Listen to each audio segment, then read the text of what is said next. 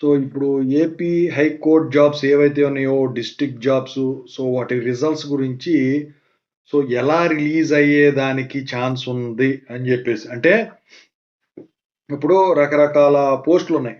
Process server అని, stenographer అని ఇలా ఉన్నాయి గదా! సో, వాటిల్లో అన్నీ ఒకేసారి రిలీజ్ చేస్తారా? లేపోతే విడతల వారీగా రిలీజ్ చేస్తారా? అని జెప్పేసి ఎక్కువ మంది అడుగుతా ఉన్నారండి. అయితే ఇక్కడేంటంటే దీనికి గల కారణం ఏంటంటే, ఇక్కడ ఒక్కొక్కళ్ళు ఒక్కో రకంగా ఊహించేసుకుంటున్నారు. ఏంటంటే, మొదటిదేంటంటే, సో, ఇప్పుడు 3 నెలలవుతున్నాయి దాదాపుగా. ఇది ఈ రిజల్ట్సు రాకుండా ఉండటానికి. అంటే ఎగ్జామ్స్ అయిపోయిన తర్వాత.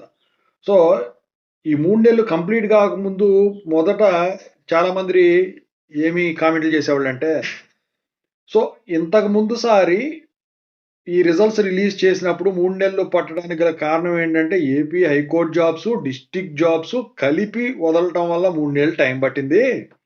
అక్టోబర్‌లో సెలక్షను లిస్ట్ వదిలేసి, నవంబర్‌లో రిజల్టు రిలీజ్ చేసేస్తారు. అదే ఈ నెక్స్ట్ టెస్ట్‌లు అవి పెట్టేసి అని జెప్పేసి చాలామంది అప్పట్లో కామెంట్లు కూడా పెట్టారు. మీరు చూసే ఉంటారు. అయితే అది బాయే.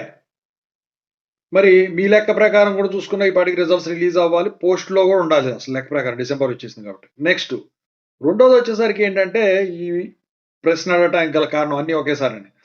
మెయిను తెలంగాణలో కోర్ట్ జాబ్స్ ఏవైతే ఉన్నాయో హైకోర్ట్‌వి. సో, అవి రిజల్ట్స్ రిలీజ్ చేసినప్పుడు కొన్ని పెండింగ్‌లో పెట్టారు. ప్రాసెస్ సర్వరు పోస్టులొచ్చేసరికి. మిగతాయన్నీ రిలీజ్ చేశారు. అవి పెండింగ్‌లో పెట్టడం జరిగింది. అయితే మరి ఇవి కూడా అలాగే చేస్తారా అని జెప్పేసి. అక్కడ జరిగిందని జెప్పేసి ఇక్కడ జరగటానికి లేదండి.